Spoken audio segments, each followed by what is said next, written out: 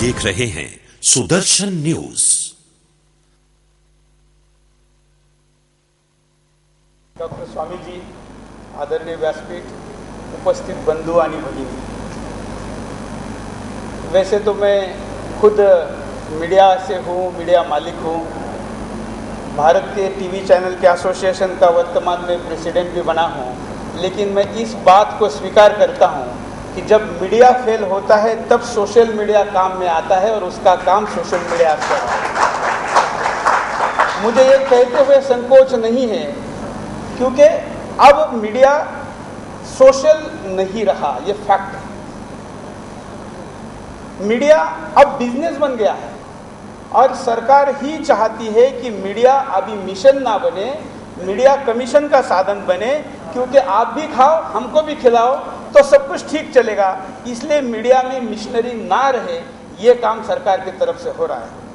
मैं social media पर पूरा सेशन ही दिन भर चला, इसलिए उस पर लास्ट में आऊँगा। क्या आप जानते हैं कि भारत में 732 चैनल है, जिसमें से 423 न्यूज़ चैनल है, जिसमें से 29 नेशनल न्यूज़ चैनल है और उसमें से 19 चैनल देश के 75% से ज़्यादा हिस्से में आते हैं। लेकिन अगले 2 साल में 250 से ज़्यादा चैनल अपने आप बंद हो जाएंगे। या आप नहीं जानते होंगे, हमारे लोग भी नहीं जानते थे, लेकिन जो नई ब्रॉडकास्ट पॉलिसी आ रही है उसमें कुछ ऐसे नॉर्म्स लाए गए हैं कि 250 चैनल मिनिमम अगले 2 साल में अपने आप बंद होंगे। कैसे होंगे? एक तो मीडिया, जैसे मैंने शुरू में कहा कि ये मिशन है, तो इसको सब्सिडाइज किया जाता था या इसके ऊपर टैक्सेशन नहीं था, लेकिन सरकार ने पिछले कुछ दिनों से इसके ऊपर इतना टैक्सेशन लगा दिया है इसके कि अगर आप सर्विस टैक्स भी पार्ट करें तो पहले मीडिया में सर्विस टैक्स नहीं था, अब लग गया। उसके बाद मीडिया जिन सर्विसेज को हायर करता था उनको सर्विस टैक्स नहीं था, वो भी लग गया। अब उसके बाद हम जो विदेश से कोई सामान अगर इंपोर्ट करते थे उस पर टैक्स नहीं था, वो भी लग गया और वो 53% है, अप टू 53%। तो आप सोचिए कि कितना महंगा होगा। उसके बाद हम जिन चीज़ों को सर्विस के तौर पर बाकी लोगों से लेते हैं, भारत सरकार की इसरो नाम की संस्था जिनसे हम सैटेलाइट लेते थे, उस पर टैक्स नहीं था, अब उस पर टैक्स भी लगा और वैट भी लगा और उस राज्य का भी अलग से वैट। अब कल्पना करिए कि भारत के टेरिटोरी पे आकाश पे लटकने वाला सैटेलाइट पे किसी एक राज्य का कैसे टैक्स हो सकता है, लेकिन कर्नाटक का अलग टैक्स है, क्योंकि सरकार भी लटक रही है, उसका विचार भी लटक रहा है, तो कोई राज्य निर्णय कर सकता है। तो एक राज्य ने निर्णय किया, वो भी टैक्स लग रहा है। उसके बाद लाइसेंस 10 साल का दिया जाता था, लेकिन अब उसका रिन्यूअल हर साल करना कंपलसरी हो गया है। आपको हर साल जब आप रिन्यूअल करेंगे तो आईबी मिनिस्ट्री की तलवार आपके सर पे लटकती रहेगी, तो नेचुरली कम से कम आखिरी 6 महीने तो आप सरकार के खिलाफ नहीं जाओगे। तो 6 महीने में ही आपको कुछ करना है। इतना साहस रखने वाले कितने लोग मीडिया में हैं, ये चिंता का विषय है। उसके बाद 10 साल के लिए हमको फीस होती थी 10 लाख रुपए, अब हर साल 5 लाख रुपए की फीस अपलिंक के लिए देनी पड़ेगी, डाउनलिंक के लिए अलग देनी पड़ेगी। तो कुल मिलाकर इतना कुछ महंगा मीडिया किया जा रहा है और लाइसेंस के लिए पहले 3 करोड़ कैपिटल चाहिए था, अब 20 करोड़ कर दिया है। कुल मिला के जो मैंने शुरू में कहा कि खुद मीडिया को ही इतना महंगा किया गया है कि इस पर मिशनरी आकर अपना काम नहीं कर पाए और जिन मिशनरियों को यहाँ पर मीडिया में खास अब कहा है तो सोशल मीडिया का क्षेत्र पहले से रहा है। पहले भी गांव में फलक लगाए जाते थे, पूरा गांव उसको पढ़ता था, हस्ताक्षर बांटे जाते थे, या कोई कार्यकर्ता जो बिल्कुल जिसको खाटी कार्यकर्ता बोलते हो, हाथ में थाली लेकर बजा के चौराहों पर जाके अपनी बात को कहता था। मुझे लगता है उसमें भी और फेसबुक में कोई अंतर नहीं है, केवल टेक्नोलॉजी का फर्क हुआ है। तब भी चलता था, आज भी चल रहा है, लेकिन अब चलते हुए ये इतना बढ़ चुका है, इतना बढ़ चुका है कि शासक को इसका डर होने लगा है। लेकिन वास्तव में देखा जाए तो इसका परसेंटेज बहुत कम है, लेकिन फिर भी सरकार क्यों डर रही है? क्योंकि एक सोशल सिद्धांत है, शायद स्वामी जी मेरे से ज्यादा बेटर इसको बताएंगे। दुनिया में हर उस जगह पर जहां पर कमजोर से सरकार डरती है, या शासक डरता है, या राजा डरता है, या प्रशासन डरता है, इसका मतलब कमजोर खुद है, ये माना जाता है। इसलिए सोशल मीडिया की उतनी बड़ी ना होते हुए भी वर्तमान सरकार उसके ऊपर जिस तरीके से ध्यान लगाने की कोशिश कर रही है, इसका मतलब सरकार खुद कमजोर है। डरपोक है, इसमें कोई दो राय नहीं। कोई सशक्त मानसिकता का व्यक्ति ऐसा निर्णय कर कैसे सकता है, खासकर लोकतांत्रिक देश में। लेकिन अब ये सब कुछ हो रहा है और इसलिए इसका परिणाम कितना ज्यादा है, इसको इस विषय पर मुझे लगता है चर्चा करने के बजाय, मतलब वो तो होनी ही चाहिए, उसका ज्यादा अच्छा उपयोग होना चाहिए, उस पर भाषा का प्रयोग अच्छा भी होना चाहिए, क्योंकि शब्दों में भी एक जान होती है। इसका मतलब ये नहीं कि थप्पड़ मारना बंद करें, वो तो आपने यही कहना चाहिए और उन्होंने मारनी भी चाहिए, ये भी मैं समर्थन करता। हाँ, इसलिए आप कहिए कि मत मारिए और आप कहिए कि मारूंगा, ये बात मेल था यहाँ पर। तो इसलिए ये दोनों चीजें होनी चाहिए, क्योंकि शरीर में जैसे विभिन्न अवयव है, हर अवयव का अपना एक रोल है, वैसे ही समाज में सारे प्रकार के अवयव है। कुछ कोर्ट में जाकर प्रधानमंत्री से लेकर परम का कान पकड़ने की हिम्मत जैसे, वैसे ही कान के नीचे की हिम्मत रखने वाले भी होने चाहिए। ये शरीर का हिस्सा है, शरीर का अगर कोई एक अवयव कम पड़ जाता है तो वो शरीर वैसे भी फिर उसको अपाहिज माना जाता है। पार्ट क्या कम पड़ा है, दैट इज डिफरेंट पार्ट। लेकिन शरीर अपाहिज ना हो, इसके लिए जैसे हम तत्पर रहते हैं, वैसे समाज भी अपाहिज ना हो, इसके लिए तत्पर होना चाहिए। और वो अपाहिज ना हो, इसके लिए अगर मीडिया से भी ज्यादा सक्षम तरीके से आज कोई काम कराए तो सोशल मीडिया है, इसको मैं दोबारा यहाँ पर व्यक्त करूंगा।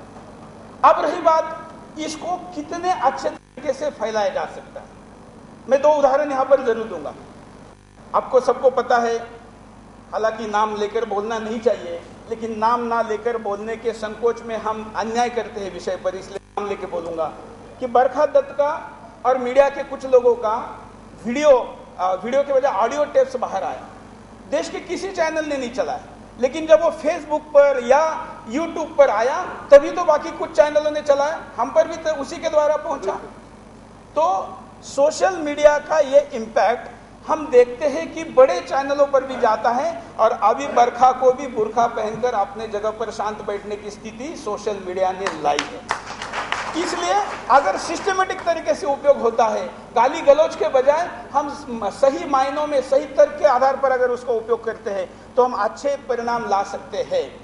दूसरा उदाहरण, देश के सबसे बड़े दल कांग्रेस के प्रवक्ता अभिषेक मनु सिंघवी, इनकी मनु लीला की सीढ़ी किसी चैनल ने नहीं चलाई, लेकिन यूट्यूब पर आई तो उनको सब कुछ करना पड़ा जो किसी चैनल पर आने के बाद करना पड़ सकता था।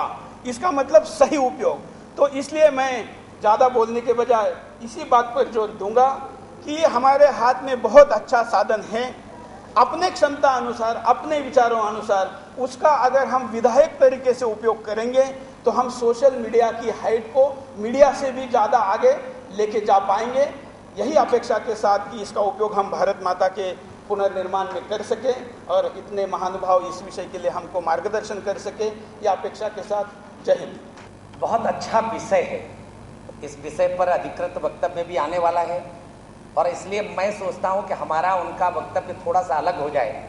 मैं साहित्य विधा का व्यक्ति हूं, इसलिए कुछ बात उसकी करते हुए अपनी बात प्रारंभ करूं। जैसा यहाँ लिखा हुआ भी है कि अभिव्यक्ति की स्वतंत्रता और साहित्य। अब बाकी मीडिया के संबंध में बालाजी ने बताया, आपने बताया, चौहान साहब ने, तो अब उसकी आवश्यकता है नहीं, और जो रह गया सो हमारे बड़े भाई सब बता देंगे। भाइयों बहनों, मैं एक बात कहना चाहता हूं कि अभिव्यक्ति की स्वतंत्रता, संविधान की उस भावना को अगर ध्यान देंगे जिसके अनुसार अनुच्छेद 19(1) में कहा गया, उसी में सब कुछ कवर होता है। अगर हम एक वाक्य में इसको कहें तो अभिव्यक्ति की स्वतंत्रता वह गंगा है, जब तक वो मर्यादा में बहेगी तो पावन रहेगी, किंतु बाढ़ बन जाएगी तो विध्वंस का कारण बनेगी। मुझे लगता है इस एक वाक्य में ही इस विषय की संपूर्ण प्रतिपादन मैं मानता हूं। निश्चित रूप से किसी भी लोकतांत्रिक देश में कहीं, अगर हम सारे विदेश के इस बात को देख लें, जितने लोकतांत्रिक देश हैं, उन सारे लोकतांत्रिक देशों की इस अभिव्यक्ति की स्वतंत्रता की परिभाषा में लें तो बहुत सारे प्रतिबंध हैं वहां। लेकिन भारतवर्ष के अंदर अभिव्यक्ति की स्वतंत्रता के अर्थ अलग अलग हैं। जब जिसको जो अर्थ करने होते हैं वो अर्थ कर लेते हैं। स्वतंत्रता के पश्चात दुर्भाग्य इस देश का कि कांग्रेस ने तो सत्ता का उपभोग किया और उनके मित्रों ने, वाम मार्गियों ने हमारी बौद्धिक संपदा का न केवल दोहन किया बल्कि भयंकर रूप से दुरुपयोग किया। मैंने साफ शब्दों में उसमें आदेश कर दिए हैं कि 2 लोगों के इसमें कभी भी लेख नहीं छपेंगे। उसमें एक हैं कुलदीप नैयर और दूसरे हैं वो क्या नाम है दाढ़ी वाले, खुशवंत सिंह जी। खुशवंत सिंह, मुझे यही नहीं लगता कि ये लोग कैसे पत्रकार हैं और ये भारतवर्ष कैसे झेल रहा है, कैसे झेल रहा। ओम प्रकाश आदित्य जी ने उनके बारे में कुछ कहा था। मैंने वो लेख जब लिखा, ओम प्रकाश आदित्य जी ने जब वो कविता पढ़ी और मैंने एक लेख लिखा उस पर, तो अतुल अंजान ने मुझे नोटिस पकड़ा दिया। अतुल अंजान ने मुझे धमकी दी। मैंने कहा आप तो मुकदमा करिए, इसके बाद बात करेंगे। अतुल अंजान मेरे मित्र रहे हैं क्योंकि वो लखनऊ से पैदा हुए हैं और मैं भी उसी राजनीति में रहा हूं, इसलिए बहुत अच्छी मित्रता है मेरी। तो मैंने कहा जो आपको करना हो करिए, लेकिन मैं तो यही लिखूंगा। वो जिसमें वो इजराइल के प्रधानमंत्री आए थे उस समय उनका कोई लेख निकला था, उस पर मैंने टिप्पणी की थी। भाइयों बहनों, मैं केवल एक बात कहना चाहता हूं कि ये जागरूकता हमारी कहीं कम है जिसके कारण अभिव्यक्ति की स्वतंत्रता का दुरुपयोग हो रहा है। आप स्वयं ध्यान दें, मैं चूंकि मेरे पास समय कम है, इस देश के अंदर भारत माता और मां वाणी का नंगा चित्र बनाया जाता है। क्या अभिव्यक्ति की स्वतंत्रता का यह अधिकार उसे मिलना चाहिए? यहां पर समाज के पथभ्रष्ट तुलसीदार किताब लिखी जाती, खुलकर के उसके विज्ञापन दिए जाते। क्या उसे अभिव्यक्ति की स्वतंत्रता यह मिलनी चाहिए?